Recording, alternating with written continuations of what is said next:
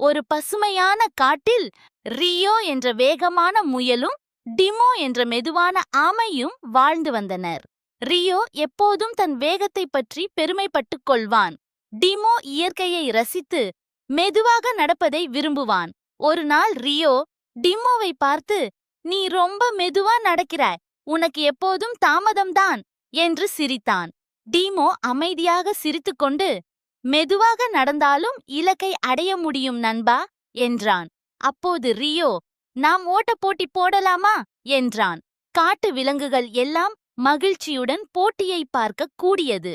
போட்டி தொடங்கியது. ரியோ மின்னல் போல ஓடி முன்னே சென்றான். டிமோ மெதுவாக ஆனால் உறுதியுடன் நடந்தான். ரியோ சோர்வடைந்து ஒரு மரத்தின் கீழ் ஓய்வு எடுத்துக்கொண்டு தூங்கிவிட்டான். டிமோ நிறுத்தாமல் மெதுவாக மெதுவாக தொடர்ந்து நடந்தான். சிறிது நேரத்தில் தூங்கிக் கொண்டிருந்த முயலை கடந்து டிமோ இலக்கை அடைந்தான். சில நேரம் கழித்து ரியோ விழித்துக் கொண்டான். டிமோ வெற்றி பெற்றதை பார்த்து ஆச்சரியப்பட்டான். அவன் டிமோவிடம் வந்து, "உன்னை கேலி செய்ததற்கு மன்னிக்கவும். இன்று நான் ஒரு முக்கியமான பாடம் கற்றுக்கொண்டேன்" என்றான். டிமோ புன்னகையுடன், "வேகம் நல்லது, ஆனால் பொறுமை இன்னும் சிறந்தது" என்றான். அன்று முதல் அவர்கள் நல்ல நண்பர்களாக மகிழ்ச்சியுடன் வாழ்ந்தனர்.